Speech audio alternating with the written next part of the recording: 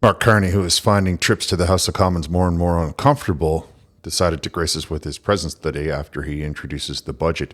And of course, Pierre Poilievre was there to confront him over all of the problems with this budget. Welcome to the Canadian Shield. My name is Sterling.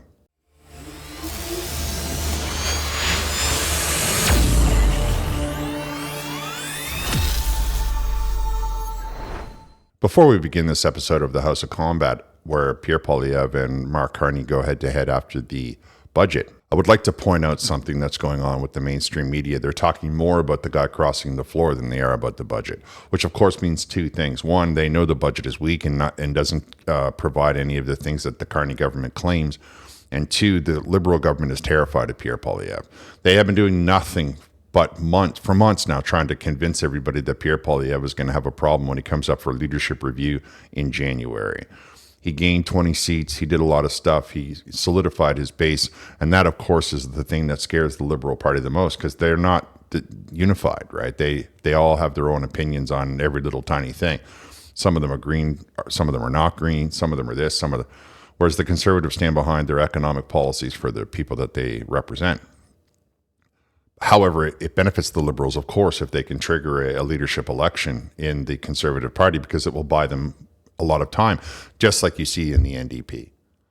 Now, I'll cover that in the Turncoat Dotremont in a different video. I just wanted to throw that in there as you listen to the House of Combat, because I know it's on people's minds, and I observed it, so I just wanted to share it. Let's get into this. Never before have Canadians had to spend so much to get so little. This budget, with its record deficit outside of COVID, is a deficit twice as the size of the one Trudeau left behind, and $16 billion bigger than the Prime Minister promised.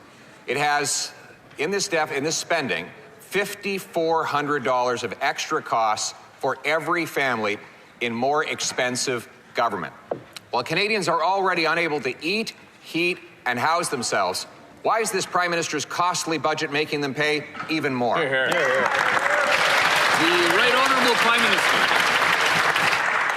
Mr. Speaker, this budget has 75% of the measures are for our sovereignty, to protect our borders, to protect our communities, to protect our way of life.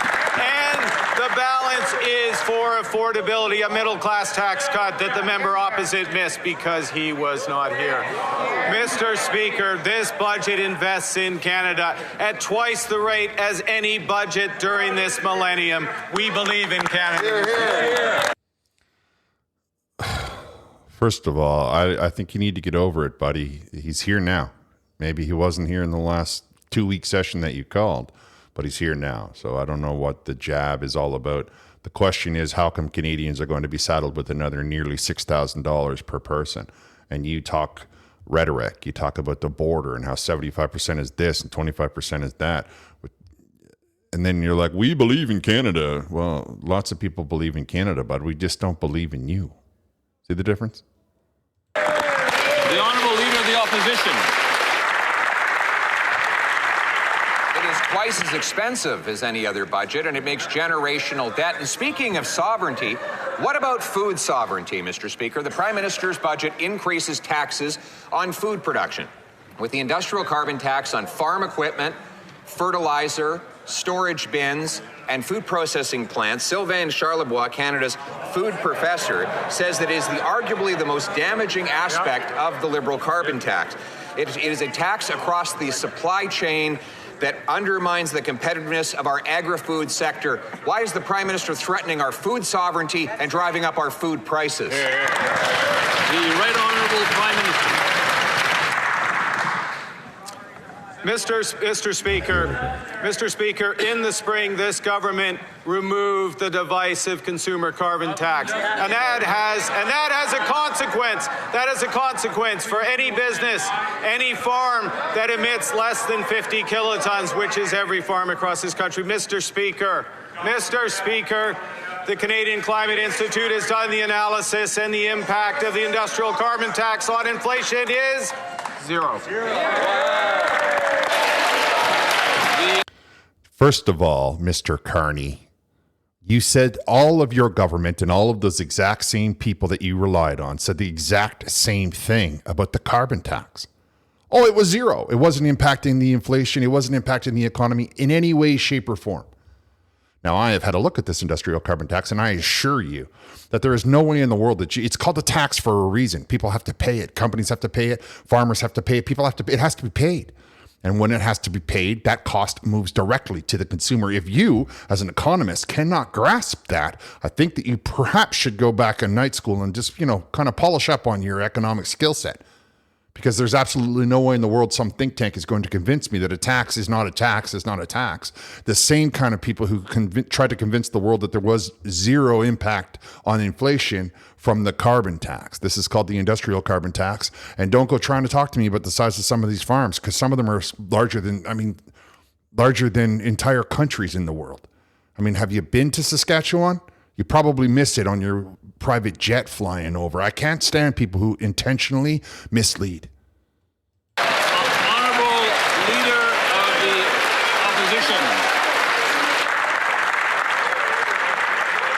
Apparently, the Prime Minister is still under the misconception that Canadians don't use steel. You remember that interview when he told CTV, he asked the CTV interviewer, "You don't use steel, do you, Steve?" Well, of course, farmers use steel in order to produce their food, in order to store their grains. Processors use steel in the apparatuses of their conveyor belts. The tax on fertilizer and equipment drives up the cost of food, not according to Conservatives, but according to Sylvain Charlebois. So is the Prime Minister going to tell Canadians that an industrial carbon tax on Canadian farmers is not driving up the price of... The Right Honourable Prime Minister. Mr. Speaker, the impact of the industrial carbon tax on food prices in Canada is approximately zero. Oh, now it's approximately zero. Oh, my.